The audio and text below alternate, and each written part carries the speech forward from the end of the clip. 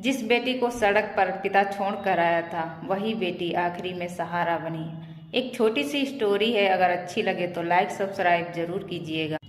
कि एक माँ थी, उसके 4 बेटियां थी और 5वीं बार गर्भवती हुई तो उसके पति ने कहा कि अगर 5वीं बार आपको बेटा नहीं हुआ तो मैं आपकी बेटी को बीच चौराहे पर छोड़ आऊँगा।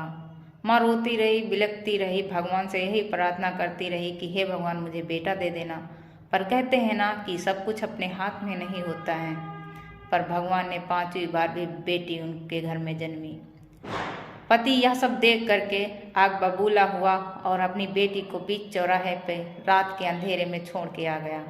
माँ घर में चिल्लाती और रोती रही और बेटी बीच चौराहे पर।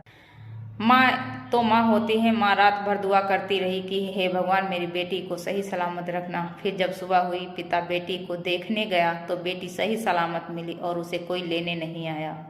फिर कुछ दिनों तक यही सिलसिला चलता रहा। पिता रात को अपनी बेटी को चौराहे पर डाल आता और दिन को जब जाता तो बेटी सही सलामत मिलती और वह अपने घर ले आता। उसे कोई लेने वाला नहीं था, फिर भी वह बेटी जिंदा रही, मरी नहीं। पिता ने आखिरी में हार मान ली और बेटी को भगवान का वरदान मानकर उसने अपने घर में रख लिया। फिर क्या हुआ, एक दिन कि पत्नी फिर से गर्भवती हुई और फिर उसके एक बेटा हुआ। जब बेटा हुआ तो घर में खुशी का माहौल हो गया। फिर उसके बाद एक बेटी खत्म हो गई।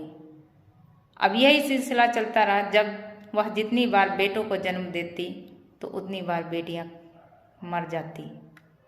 फिर आखिरी में उसके एक बेटी बची और 5 बेटे हुए। बेटी बड़ी हुई और बेटे बड़े हुए। बेटों की शादियां कर दी गई, बेटे अपनी जिंदगी में मस्त हो गए। पत्नी अपने स्वर्गवास को सिधार गई। उसका बूढ़ा पिता बचा और बेटी बची। बेटी अब करती भी क्या, बेटी ने शादी नहीं किया क्योंकि पिता को कोई देखने वाला नहीं था।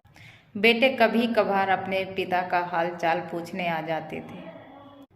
बाद में पिता की आंखों में आंसू आ गए। उसने अपनी बेटी से हाथ जोड़कर माफ़ी मांगी और कहा, बेटी मुझे माफ़ कर दो। जिन बेटों के लिए मैंने तुम लोगों से मुंह मोड़ लिया, आज वही बेटे हमारा हाल चाल नहीं पूछने आते हैं। कहते हैं ना कि बेटे और बेटियों में अंतर नहीं होना चाहिए, लेकिन यह समाज आज बेटों की चाहत रखता है, बेटियों की नहीं। क्योंकि हमारा देश बहुत बदल चुका है, फिर भी बेटी और बेटियों में भेदभाव होता रहा है।